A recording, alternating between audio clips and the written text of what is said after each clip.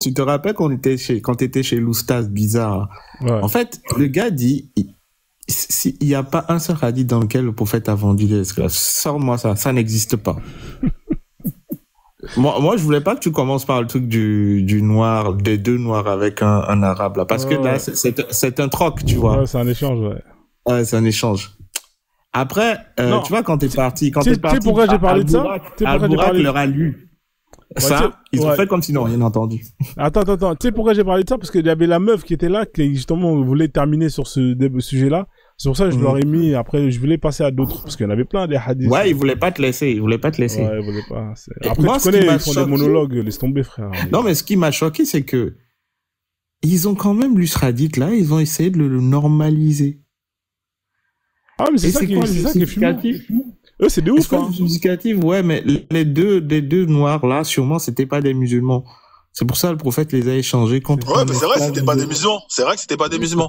Et c'est pas un arabe c'est pas un blanc qui l'échange contre un noir. C'est un esclave qui vient, qui shahed, donc qui devient musulman. Il vaut 2 noirs. Un esclave musulman vaut 2 noirs. C'est pas parce qu'il est que blanc. C'est parce qu'il est musulman. Voilà. Mais le problème qui va sans ça, quand il a acheté l'esclave là, il n'est jamais écrit dans le hadith qu'il l'a libéré. Ouais. Oui, lui, il a joué sur ça. Et lui, il a dit que non, il l'a acheté pour le libérer. Alors qu'il n'existe pas un seul hadith. Il n'existe pas un seul hadith. Il abuse, là. Il abuse. Ouais, il y a pas à part Safia qui a été épousée. C'est-à-dire que, en fait, Safia, d'abord, je vous rappelle qu'elle n'a pas eu de dot, hein. Sa dot, c'était le fait qu'elle soit affranchie. Ouais, voilà, c'est ça. Ça dot, ouais. Et en plus, t'es pas libre comme ça, tu deviens ma femme. Donc, il n'existe pas un seul hadith où le prophète achète un esclave pour le libérer, ça n'existe pas. Mais le mar, tu vois, dans Sorat An-Nisa, ayat 24, quand ils disent, donnez le mar aux femmes, à celles que vous détenez de la main droite. Le mar, la dot, ça peut être un contrat d'affranchissement. Donc, tu peux coucher avec une esclave qui est mariée et tu lui dis, on s'arrange sur le fait, si tu combles mes désirs, donc ta récompense sera l'affranchissement à ma mort. Voilà. C'est à l'islam. Hein. Et si elle meurt avant toi, c'est mort. Ouais, j'avais vu un débat entre trucs là. J'ai oublié comment il s'appelle là, avec Ren Sunike, où Ren Sunike présente le hadith qui dit que c'est-à-dire que le prophète se raconte celui qui vend un homme libre. Ah, Ren Sunike, elle utilise les hadiths maintenant? Ouais, elle est semi-sunnite, En fait, c'est les hadiths qui la rendent. Quand elle veut. Oh là. Non, mais moi, ce qui m'a choqué, c'est-à-dire que tu utilises ce hadith qui dit que je serai contre celui qui vend un homme libre. Un homme libre, ouais, mais c'est quoi un homme libre? Oui, mais elle utilise ça en disant que le prophète a interdit de vendre des esclaves. Non, mais c'est quoi un homme libre? C'est ça, faut lui demander, c'est quoi un homme libre? Ouais, un homme libre, c'est un musulman. Sur YouTube, un homme libre, c'est un musulman. C'est ça, un homme libre. C'est pas quelqu'un qui vivait chez lui tranquille, hein. Un homme libre, c'est un musulman. Mais ces gens-là, ils lisent que pour lire. Ça monte pas dans leur tête. Donc quand tu me dis la reine Suniki qui utilise des hadiths, la dernière fois, Frozen lui a sorti des hadiths, elle a fui. Ah non, mais elle et moi, c'est chien et chat, tu vois, parce que moi, je rigole pas avec elle, tu vois. Mais ça, c'est les semi-sunnites. T'as vu, moi, je les ai classés maintenant. Moi, elle, c'est une semi-sunnite. C'est-à-dire, c'est les hadiths qui l'arrangent. C'est bon, frère. En fait, tu débats plus avec les gens comme ça, tu vois. Genre, oui, on va plus parler d'esclavage, c'est fini. On débat plus. Ouais, nique ta mère, allez, casse-toi. Non, mais elle, c'est une meuf, j'en peux plus, tu vois. C'est une barge. Non, mais faut pas l'insulter, frère. Non, parce qu'elle insulte, hein. Toi, tu rigoles, toi. Ouais, mais faut pas jouer dans leur jeu. Moi, je me faut pas l'insulter. Non, moi, j'insulte pas. On a été aliénés. Nous-mêmes, on a été aliénés. Donc, mets-toi à leur place. Faut pas, eux, défendre l'indéfendable. Mais moi, je les insulte même plus. Moi, ils peuvent m'insulter, me dire ce qu'ils veulent. Moi, ils parlent des parents. Je rigole. C'est bon. Ouais, parle de mes parents. Je ne les insultais pas. C'est eux, quand ils insultent, qui prouvent qu'ils sont débiles. Et déjà, même, regarde, le truc de Obosso qu'elle a fait, est-ce qu'il était autorisé d'insulter? Dans leur religion, il est interdit d'insulter même les mécréants. mais comme ils ont aucune connaissance de leur religion, donc ils se libèrent. Laisse-les insulter. Ils sont dans le haram. Quand ils insultent, ils sont dans le haram. Nous, on perd rien, non? C'est eux qui perdent des hasanettes. Nous, on perd rien du tout. Donc, laisse-les insulter, laisse-les pleurer, laisse-les dire tout ce qu'ils veulent. C'est de la frustration. Faut sortir. C'était un débat qu'on devrait l'ancêtre. Mais en fait, ce que moi j'ai trouvé. Ouais, c'est un débat qu'il faudrait relancer, ça. Mais Ouedraogo, l'ancêtre aussi, il sait pas répondre en fait, il avait laissé passer ça. Donc, j'ai trouvé ça un peu. Ça, c'est des trucs. C'est-à-dire que quand tu prends un hadith, tu nous fais croire que c'est faux alors que ça dit pas de ça. Il faut vraiment insister là-dessus. Mais, en fait, prendre un hadith que l'on veut, et moi, je sais pas, Bakem aussi, je sais pas ce que, ils ont développé une sorte d'islam un peu New Age, genre Mohamed il est noir, tout un truc. Je dis mais ah ouais, j'en parle avec un, il s'appelle Shakilo. Je sais pas si tu connais Shakilo. Ouais, Shakilo. Ouais. Shakilo, il est toujours dans les trucs contre Bassem. Ah ouais, lui c'est plus ouais. Oui, la Ouma, on doit se serrer les coudes avec exactement. On doit serrer les coudes avec les frères maghrébins. C'est un oumaïste. Ouais, c'est un oumaïste. Et ben lui, j'ai eu un débat avec lui sur l'apparence du prophète. Je lui ai donné les hadiths qui prouvent que le prophète est blanc de peau. Et il m'a sorti un avis, il m'a sorti Lisan el-Arabe déjà, c'est l'encyclopédie des Arabes. Ça n'a aucune valeur face à un hadith sahih, mais il a pris ça. Il m'a sorti un texte d'un avis de savant qui explique que le prophète est noir et il rajoute entre guillemets asmar. Et quand je le lis en arabe, il y a aucun asmar et j'explose de rire. Je me dis non mais arrête, franchement. Il force le prophète est noir. Oui, mais comment tu peux avoir des blancs qui vivent dans le désert de 50 degrés? Et je lui dirais, tu connais pas les Sassanides quoi? Tu sais pas que ces gens-là ils sont venus après? Putain, bon, laisse-les croire que le prophète est noir. Attends, en Arabie Saoudite, on a des photos. De la photographie existe depuis au moins 200 ans. On voit les photos des Saoudiens. Hein. Ils sont pas noirs. Ah, mais laisse-le. Il a besoin que son prophète est noir. Lui, je pense qu'il est un peu perdu. Il a besoin de s'accrocher à un truc. Et il y a que l'islam mais dommage que t'étais pas là, Percé. Dommage, Percé, t'étais pas là. On a rencontré Yafoy 19. Yakoy. C'est ça, hein? Yakoy. Yakoy, ouais. Ouais, c'est une nation of Islam. Oh là là, son islam à elle. Elle nous a lu son Coran par Mohamed Ali Ben Saoud, là, je sais pas quoi, là. Elle nous a lu le verset 34. Le mec, ils ont ratréci Sorat An-Nisa, verset 34. Ils l'ont ratréci. J'en pouvais plus. Ouais, Picsou, oui, on peut être esclave musulman. Même si on est noir, on peut être musulman et esclave. C'est-à-dire que c'est pas le fait de se convertir à l'islam ne te rend pas libre en islam. Il y a un hadith même qui te dit que le prophète dit que l'esclave qui fuit son maître, sa prière n'est plus reconnue. Il y a même Bilal après la mort du prophète, il demande à Abou Bakr. C'est Sahir Boukhali 3755 normalement. Il dit à Abou Bakr 3755, il dit à Abou Bakr, est-ce que tu me libères pour que je fasse est-ce que tu m'as libéré de mon esclavage? Parce que pour que je fasse le mu'uzin ou pour la cause d'Allah. C'est-à-dire que même Bilal, il demande à Abou Bakr, pourquoi tu m'as affranchi de l'esclavage? Si c'est pas, est-ce que tu me libères ou pas? Et même Bilal, il était encore esclave, même après la mort du prophète. Il était l'esclave d'Abou Bakr encore. Et beaucoup de gens font croire que Bilal, il a été échangé, d'après les hadiths et la sira, il a été échangé. Oui, contre un esclave plus robuste que lui. Plus robuste. Voilà, mais il n'a pas été libéré. Et s'il vous plaît, quand vous mettez Bilal, s'il vous plaît, prenez la photo d'un métis dans le désert. Mais ça, c'est le film, hein. Oh non, mais sincèrement, j'ai tellement envie qu'on te donne cette idée reçue. Parce que Bilal, c'est un métis. Son père, c'est un Koresh.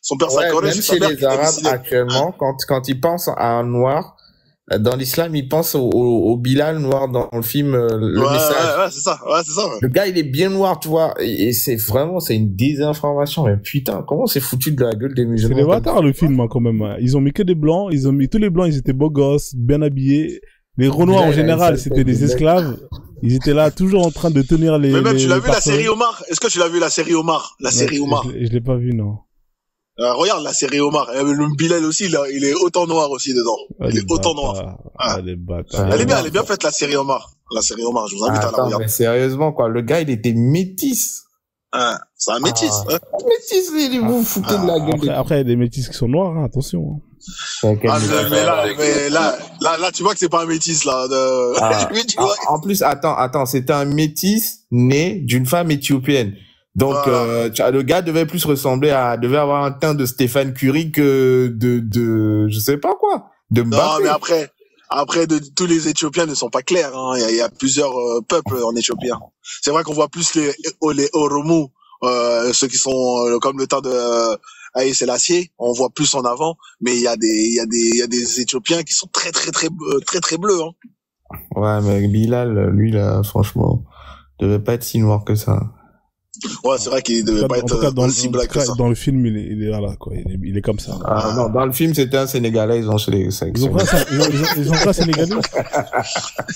Ils ont pris un Malien, ils ont dû prendre un Soninké ou un Peul, ils ont pris. Mais l'acteur, il est connu, hein. Lui, là, c'est pas, Sidney, je sais pas quoi, là.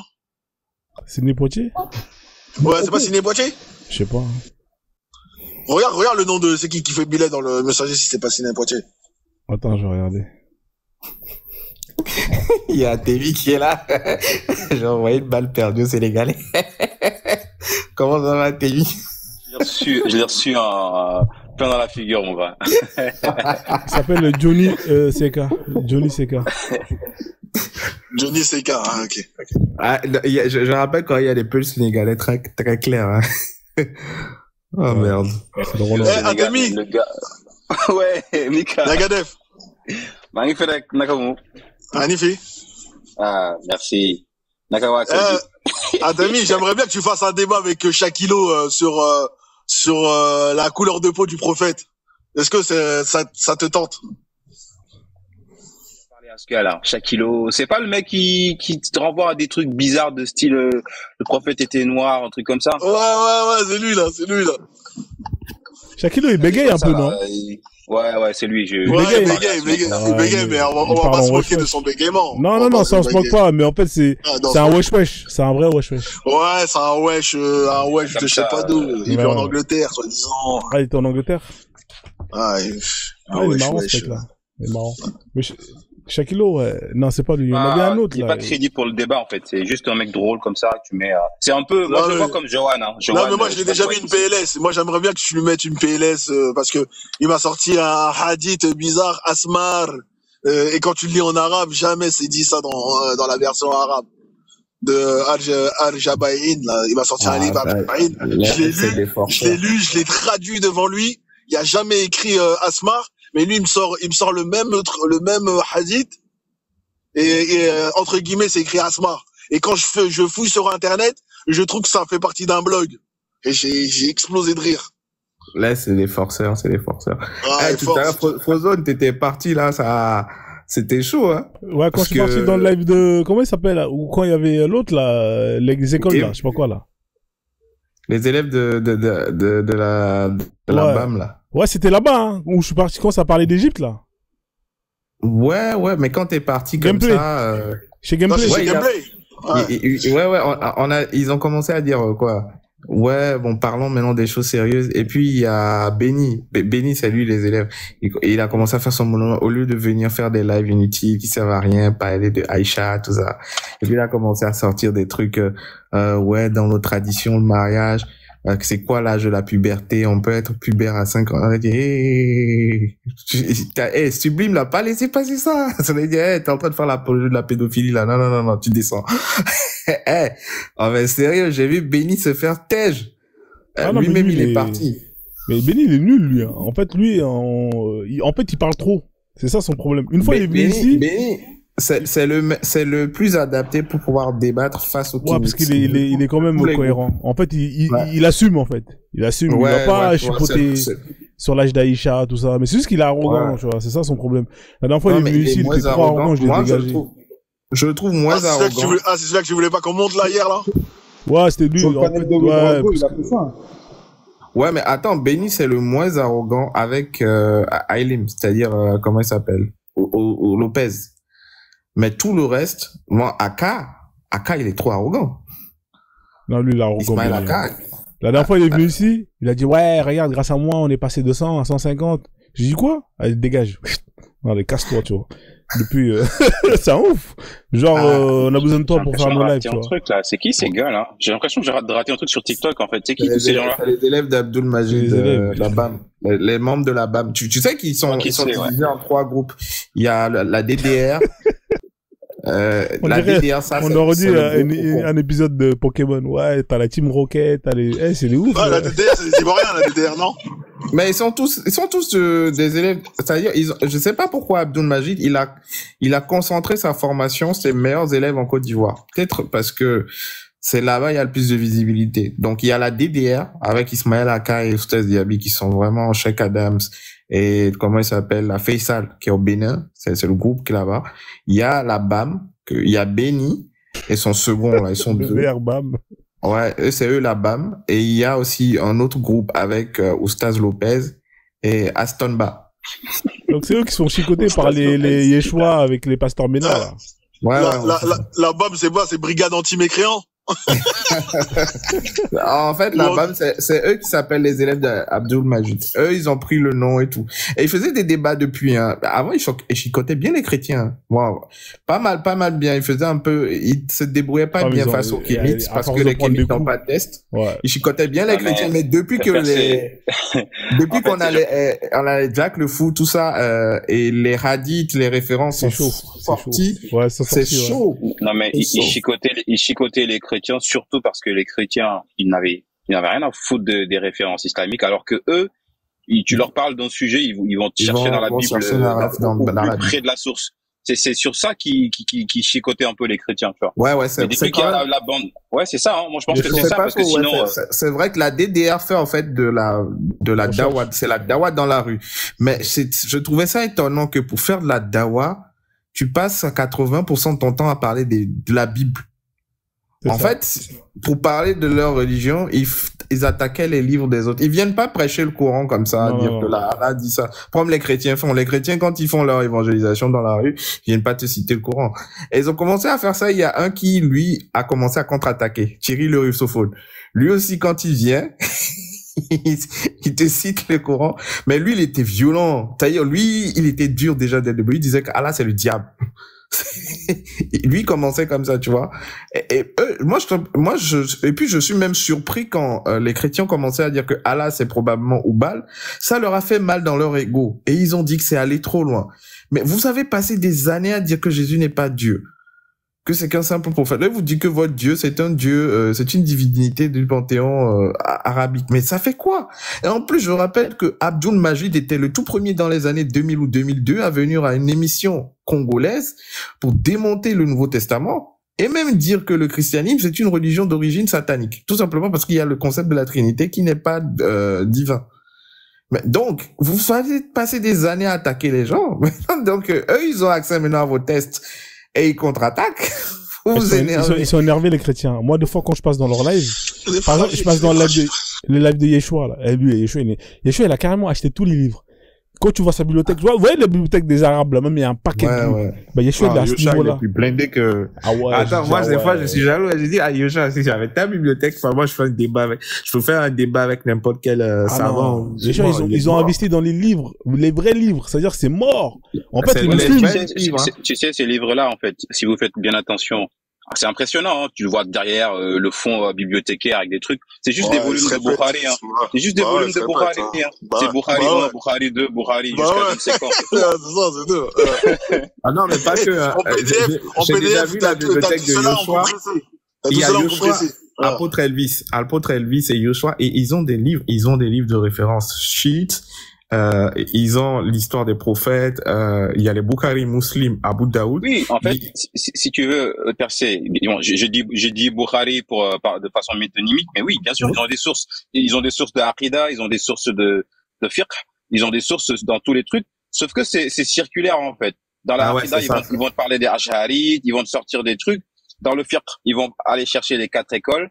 Dans les Mufassirin, ils vont aller chercher les 6 grands, là, Tabari, Ibn Kathir, Barawi, les 2 Jalalain, etc., Suyuti et l'autre, là.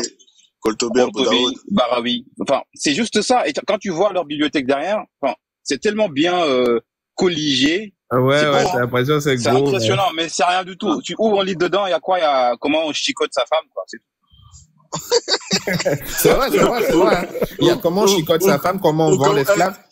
Tu prends les livres d'Ibn Taymiyyah, Ibn Taymiyyah, comment il fait des réglementations sur comment traiter l'esclave, comment il faut vendre l'esclave, quel type de châtiment il faut faire à l'esclave. Le code noir, il y a sa version islamique. Ouais, c'est ça, la version islamique du code noir. D'ailleurs, percé, il y en a un là, je vous ai entendu tout à l'heure parler d'autres trucs, c'est une idée super sympa.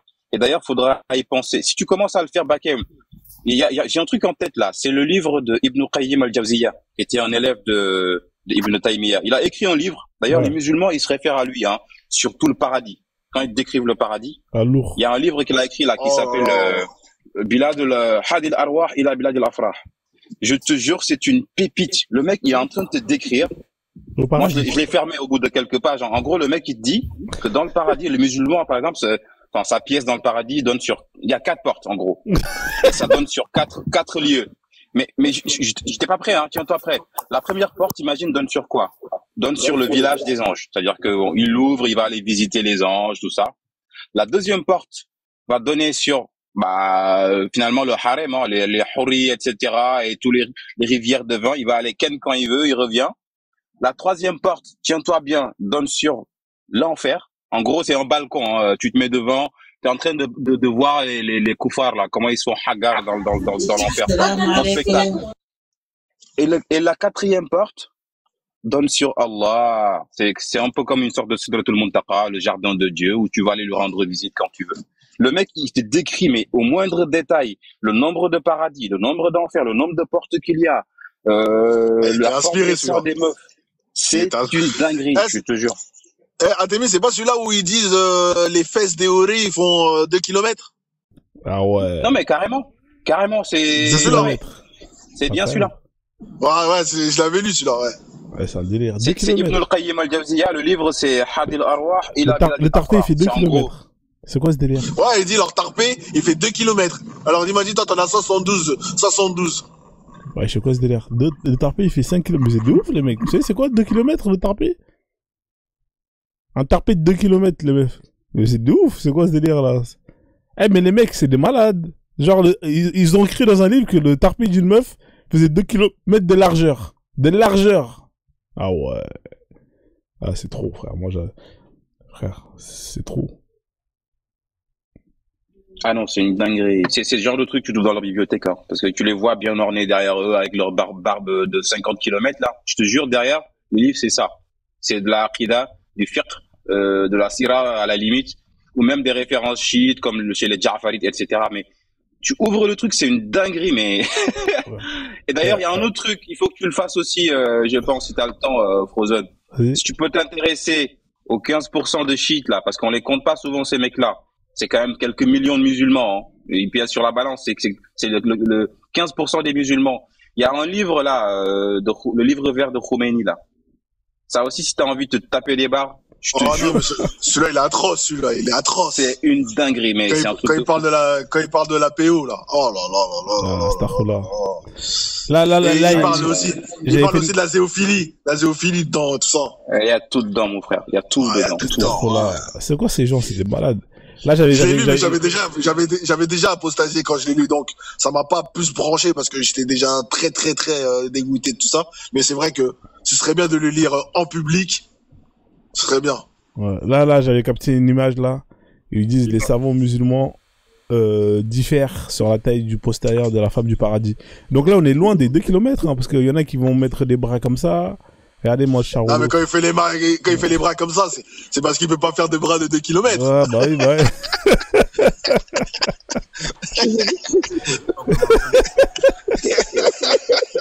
Il va pas te faire montrer avec ses petits bras des kilomètres. C'est pas les charros, regardez-moi ça, là. Les regards de pervers, là. Dis-toi, c'est avec ça que tu vas venir au paradis, avec des mecs comme ça au paradis. Regarde, je préfère aller en enfer. Le regard des mecs, je te jure, le mec, rien qu'à le regard, tu sais que c'est des pervers. Regarde celui-là, là. Et le petit sourire au coin, là. On dirait un mec de Michigan et tout, tu vois. Ouais, frère.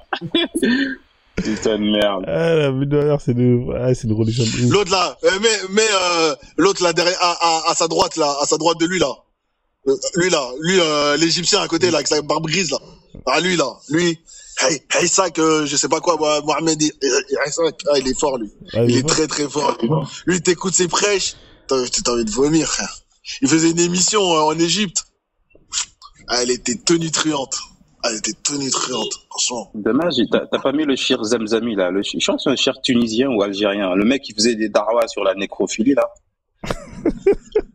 Ah non, mais il y a du tout dans ce truc, je te jure. Le mec, il validait un peu le truc, comment, il s'appuyait sur les références pour valider la zoophilie. En gros, comment tu peux aller, faire le truc là avec ta femme morte non mais non les gars, c'est incroyable. Genre pour lui dire au revoir. Ouais, apparemment le prophète il a fait un délire comme ça, le petit bisou, le petit câlin d'au revoir. Ouais, c'est pour que tu prouves que tu as été satisfait d'elle et comme ça tu lui ouvres les portes de Jannah. Putain de merde. Ouais, ça c'est dégueulasse. Il y a une qui a dit en commentaire tout à l'heure que en fait c'est les vieilles de 72 ans qui vous êtes. Ah mais sérieux, regarde leur gueule. Ça c'est l'idéal de beauté. Ce gars-là, là, son visage, je te jure, on dirait un mec qui a faim depuis 15 ans. Quoi, ouais, c'est ça. Et que tu mets devant lui une meuf bien pompeuse et tout, enfin bien pulpeuse. Avec les comme le professeur la dernière fois qui disait il y a des petites de 12 ans dans ma classe, je les trouve, ils ont des corps de femmes. Ah mais c'est débile de dire des trucs. Il y a même il y avait Imam il y avait Imam Mokhtar, le maître de Haroun, qui là en pleine rue au Cameroun, il fait des prêches. Il dit qu'au paradis vous aurez des houris, elles ont des seins pointus comme ça, que les rapports sexuels 12-60 ans, que au paradis que tu vois leur os dans leur chair. Je sais pas s'il a déjà vu une intelligence artificielle générer le corps d'une femme où on voit son os dans sa chair. C'est-à-dire que quand tu vois le visage de la femme, tu vois le crâne, l'os crânien derrière. Ça fait plus flipper que... c'est pour dire qu'elles sont blanches. C'est pour dire qu'elles sont blanches de peau. C'est ça que, vu que la blancheur, pour ces gens-là, c'est un vecteur de beauté. C'est pour ça qu'ils disent transparente, genre... voilà, tu vois. Il disait ça comme si c'était c'était quelque chose d'exceptionnel, c'est-à-dire voir l'os du corps. Donc tu sais que la femme noire, elle sera pas, à part si elle met du choco, personne sera blanc, tout le monde devient blanc, non? Ah, tout le monde, ouais. Tu vois, donc la femme noire, tu sais que, elle va venir twerker, tu vois, c'est qu'avec une foulard toute sa vie, elle va venir twerker avec nous en enfer. Et puis le pire, c'est que comme tout le monde parle arabe, les meufs qui seront en Eba, ce sera du style, 60 ans de bravo. Non, mais c'est quoi le rapport de dire que les rapports vont durer 60 ans? En plus, ouais, la sueur devient du musc. C'est un truc de ouf. Là, c'est le paradis avec l'enfant terrible. Après, là, je l'ai mis. Et moi, ce qui celle-là, elle est lourde, cette photo. Mais t'en as mis une où il attrape une meuf, elle était lourde. Il a qu'une seule noire. Ailleurs, il y en a plus de noire. Ouais, celle-là, elle est lourde, celle-là, tu l'as mis la dernière fois. Il est fier de dire qu'il a 2 femmes, une maghrébine, une noire. Celle-là, tu l'as mis la dernière fois. Je pleurais de rire. Et après, à la fin, t'as mis Allah. Et tu vois, à la fin, ça fait, si tu veux de moi, Allah. J'en pouvais plus. Mais qui a fait ce truc-là? J'étais en train de pleurer dans le métro. J'étais en train de pleurer. C'est moi qui l'ai fait. Mais surtout obligé, tu vas le remettre, s'il te plaît, frère. Surtout quand ça fait, si tu veux de moi, Allah. J'en pouvais plus. Il est disponible sur Internet, sur YouTube, hein. Vous pouvez le récupérer. Vous allez sur le Frozen. Vous allez sur le Frozen et vous vous abonnez. Mais si tu veux de moi, Allah, j'en pouvais plus, frère. J'étais en train de rire. Les gens me regardaient et disaient, mais pourquoi il rit? Et même moi, je disais, mais non, mais comment tu peux faire des trucs comme ça, frère? Comment tu peux faire des trucs comme ça? J'ai tellement rigolé quand le mixage là, j'ai rigolé. Moi, ce qui me tue, c'est la fin, là, le refrain, quand le mec, il fait Kubaru. Ouais. En fait, c'était trop bizarre, tu vois. Mais même, ça commence comme une chanson de gospel nigérian, tu vois, les trucs nigérians gagnés, là. Mais quand tu écoutes, tu sais de quoi, c'est quoi le gimmick qu'il fait? En vrai, il récite, ce n'est qu'un au revoir, mais à la Wagwal. C'est ça que je devais nous En vrai, ce n'est qu'un au revoir, mais à la islamisé, remix islamique. C'est ça, ce n'est qu'un au revoir, effectivement. J'étais mort quand j'ai dit, qu'est-ce qu'il nous fait celui-là? Non, mais à la Wagwal, j'ai envoyé à mon père. J'ai envoyé à mon père, il s'est tapé des barres de rire. Il m'a dit merci mon fils pour la chanson, j'en pouvais plus. Je suis tombé sur une vidéo d'une femme hystérique, là, sur un compte, là. Elle faisait son pèlerinage à un mec, faisait que crier dans tous les sens. Ah ouais, elle se des choses. Oh putain, mais je dis putain, mais des fois, la croyance, putain, mais ça. Ouais, mais percé, c'est comme les mecs qui se mettent devant la Kaaba, là, comme des gamins, c'est là. Foulous. Mais putain, va bosser, mec. Arrête de faire chier, quoi. C'est bon, tu crois que c'est la Kaaba qui va te donner, Ademi, tu l'as vu, la vidéo, un mec, il jette des pierres et il prend son élan. Il prend son élan comme si, il vient de défoncer Satan, là. Avec la calache. Mais ce qui est drôle, c'est que genre, avant, Satan, c'était trois petits monuments. Et les pierres étaient tellement lourdes que ça pouvait blesser les pèlerins. Après, on décide de concasser les pierres à de petites tailles et les vendre. En fait, est-ce que vous vous rendez compte à quel point vous arnaque? Vous achetez des pierres pour lapider Satan. Mais percé, au-delà de la pierre, hein, ils se rendent pas compte qu'en fait, le truc là où on lapide Satan, là, c'était un seul site. Ouais, maintenant, il y en a 3. Là, il y en a 3, là. Ouais. En gros, ils ont fait 3 stèles. Ouais, t'inquiète, ils vont l'augmenter, là, encore. Ils vont l'augmenter. Donc, en fait, parce qu'il soit il a grossi. Il y a des convertis, tout va bien, alhamdoulilah. Soit il y a un problème, quoi.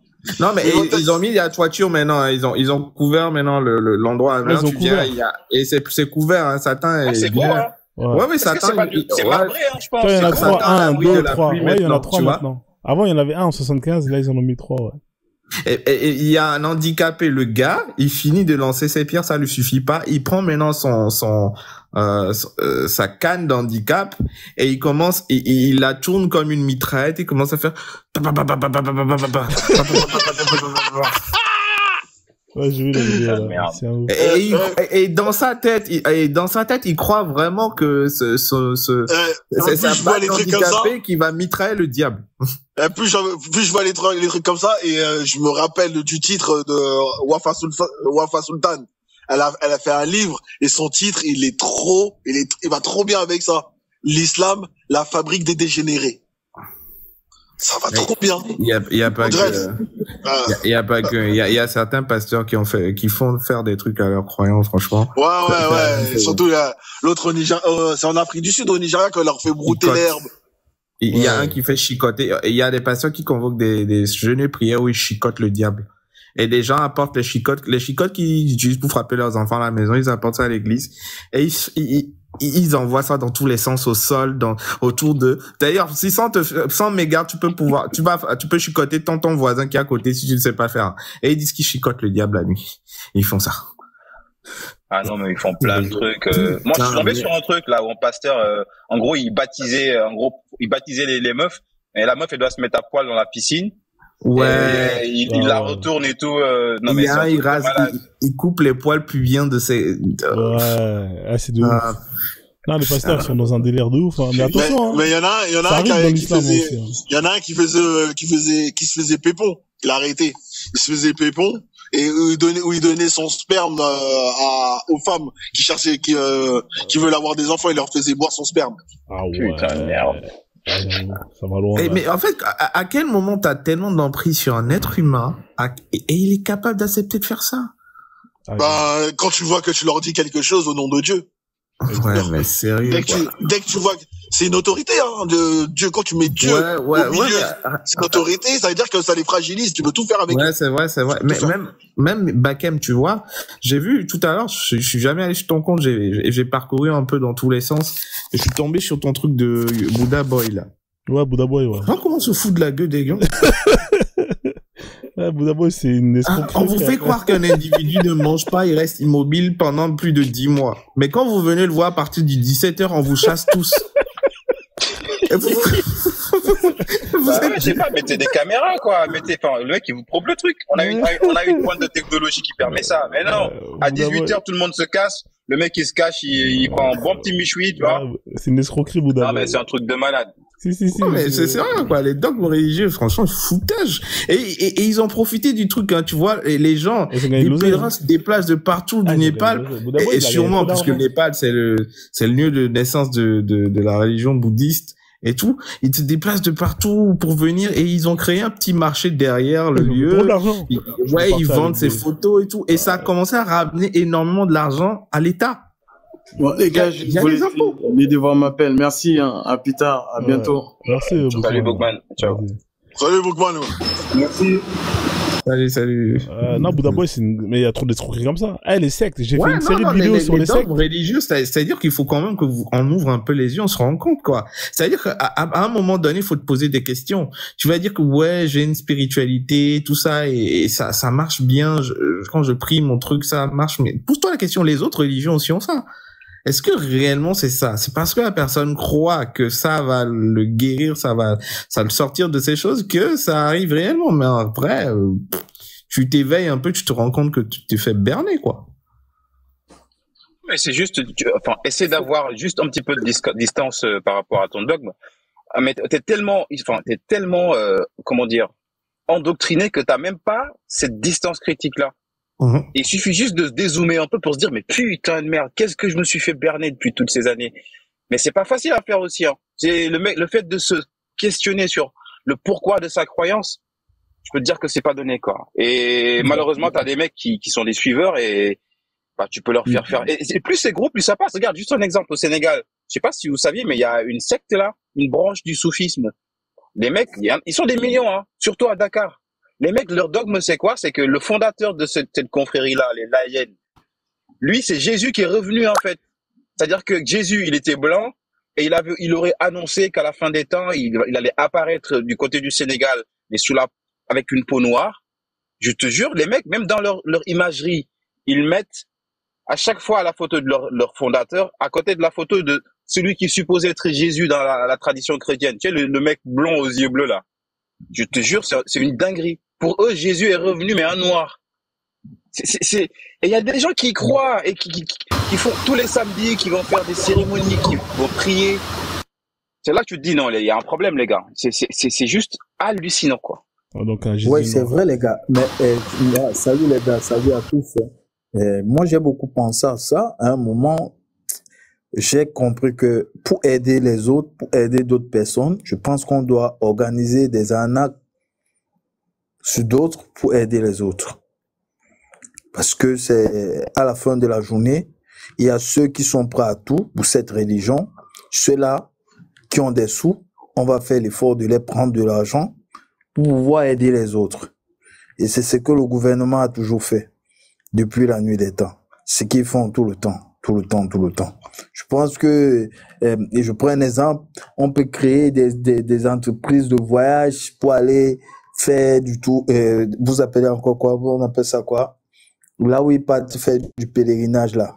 On crée des entreprises comme ça, qui donnent de l'argent, arriver, ils ne voyagent pas, on prend l'argent, on investit dans un truc qui va aider la population, dedans, en versant l'argent là-bas dedans. Je pense qu'à la fin de la journée, c'est ce qu'on doit faire, parce que c'est trop grave.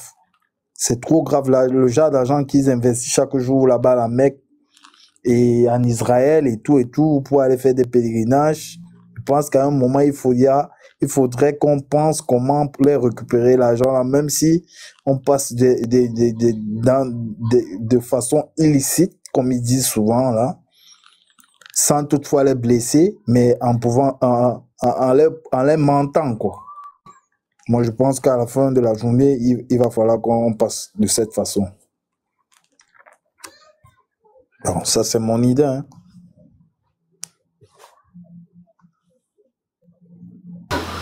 Moi, je voudrais bien rebondir sur les propos du docteur Atemi pour lui dire, docteur Atemi, dis bien aux Sénégalais qu'ils ont un problème avec les Congolais, hein, parce que les Congolais, eux aussi, ils ont le représentant de Jésus qui est venu leur rendre visite sous le nom de Simon Kimbangu. Hein. Ah putain, il y a un problème là. J'ai déjà entendu parler de ce mec, hein, ce Kimbangu là, je sais pas quoi. Ah, le Kimbangu, c'est un célèbre. Nous, mon frère. Ouais, mais Picsou, attends, regarde, moi je crois que le problème il est réglé parce que Jésus, de toute façon, il est partout. Parce que, je sais pas si vous saviez, mais il y a plus de 10 sites, je pense sous le contrôle de Percé, qui réclament détenir un petit bout du prépuce de Jésus, tu vois. Il y en a au moins 10 dans le monde. Soit le mec, ce qu'il dit souvent, soit c'était un Congolais, il en avait un gros, soit il y a un problème, quoi. Donc Jésus, il y a beaucoup de gens qui viennent au nom de Jésus chaque jour. Beaucoup de gens ont compris que le nom de Jésus, c'est facile à utiliser. Et Jésus, il va vous fumer. Hein, c'était un warrior, hein, franchement. Il va pas, là, quand il va revenir, il va pas se faire cloîtrer. Là, il a compris la leçon, il va revenir énervé. Hein. Il va tuer beaucoup de Jésus. Hein, il y aura trop de Jésus. Il va s'inspirer de Mohamed. Il va s'inspirer de Mohamed. Attention, là, Jésus, il va retenir la leçon, frère. Il s'est fait déjà clouer. Jésus, hein. C'est l'amour. Ça, c'est Jésus d'Iradis. Ouais. Jésus, regardez comment il est beau, en fait. En islam, on croit que Jésus reviendra à la fin du temps. Hein. Peut-être qu'il y a des gens qui s'imaginent Jésus comme ça. Il est en train de le former, frérot. T'es fou, Jésus était trop gentil. Il était trop gentil. Il faut qu'il monte son côté sauvage. Le Jésus connu dans la Bible était trop gentil. Il faut un autre Jésus. Ah ouais. Attends, il est là. En plus, il m'a toujours perturbé, là, ce truc-là. Regarde le mec, son vêtement, là. Il dirait une robe, en fait. Moi, à chaque fois, ça me perturbe. J'ai l'impression que c'est un mec qui a mis une robe, en fait. C'est un truc de fou. Il est là. C'est quoi ça? Je me casse, vous êtes vrai. Ah non, c'est un Jésus congolais. Hein. Ah, la perruque. Non. C'est véridique, ça? En fait, quand je vois ça, je comprends mieux. Non. Je comprends mieux pourquoi Mohamed aussi mettait des enroules comme ça. C'est vraiment des tenues traditionnelles, ça. Et pour niquer vite, t'as juste à soulever, tu niques bien comme il faut. À quoi t'as 11 ans? Jésus ne pouvait pas. Ce qui est sûr, Jésus ne pouvait pas vivre en Europe comme ça, hein, avec du froid. C'était pas possible. Bah ouais. C'était pas en finlandais, hein, ça c'est sûr. Ce qui est sûr, il pouvait pas. Ah, des barres. Ah là là. En tout cas, c'est calme. Ouais, je pense que je vais arrêter là. Il est quelle heure? 16h, 17h, c'est calme, hein. Il n'y a pas de musulmans. 16h29. Ah, ils ont peur de toi, mon frère. Moi, je vous laisse, les gars, je reviens plus tard. Ouais, c'est très important, c'est très important de faire des lives et d'inviter des nouveaux musulmans là, qui sont encore impulsifs là, qui ne savent pas encore, qui pensent qu'ils sont dans le vrai. Ils ne connaissent pas. Parce que les anciens là, ils savent bien qu'on les a combattus. Ils n'arrivent plus à monter. Il faut des nouvelles personnes là, qui est trop sûr de lui, qui connaît trop sa religion. Et on va leur rappeler que non, il ne connaît pas. Ah, en tout cas, moi, je monte pas dans un live pour aller débattre si je n'ai pas connaissance des choses. Hein. Moi, d'ailleurs, même, moi, les débats, en fait, d'ailleurs, même, avant de monter dans les lives TikTok, j'avais déjà un parti forme débat. C'est pas aujourd'hui on a commencé les débats. Hein. On n'a pas apostasié du jour à l'autre comme ça. Hein. Mon frère Pes, écoute bien. Les musulmans, tu sens qu'ils montent pour défendre l'islam. 80 ne connaissent pas les textes. Ouais. C'est quand ils montent là sur le live qu'on lui fait comprendre qu'ils ne connaissaient pas le texte. Et on l'amène à pouvoir lire ces documents. Il dit que, mais je suis dans quoi? S'ils ont même un peu de réflexion, après être descendus d'un live, ils parlent vraiment. Exactement. S'il se concentre à chercher à connaître vraiment sa religion au moment là, il va la quitter. Mais je pense qu'ils ont beaucoup d'orgueil. Il y a le traumatisme de depuis.